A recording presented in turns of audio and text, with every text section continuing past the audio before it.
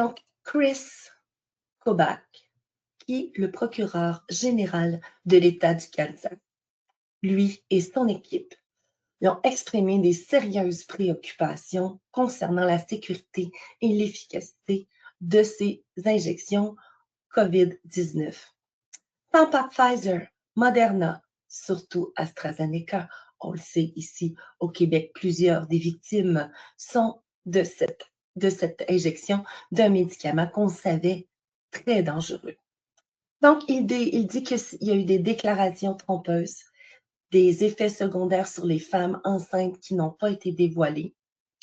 Il dit qu'il y avait des risques de myocardite et péricardite qui ont été dévoilés, mais très, ça a été comme, ouais, il y en a quelques-unes encore aujourd'hui.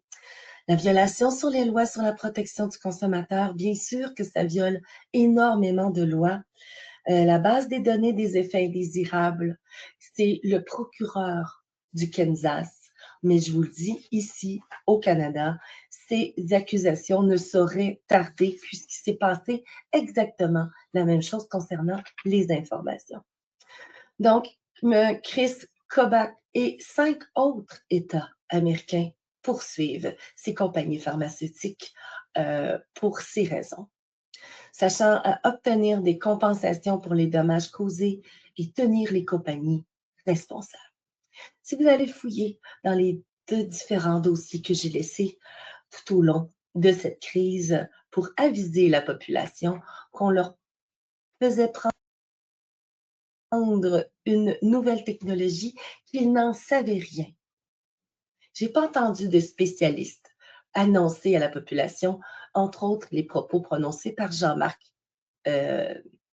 qui qui sait de quoi il parle. Donc, je trouve et je considère ces directs s'adressent surtout aux 6200 Québécois, plutôt 4800 qui sont des adultes consentants.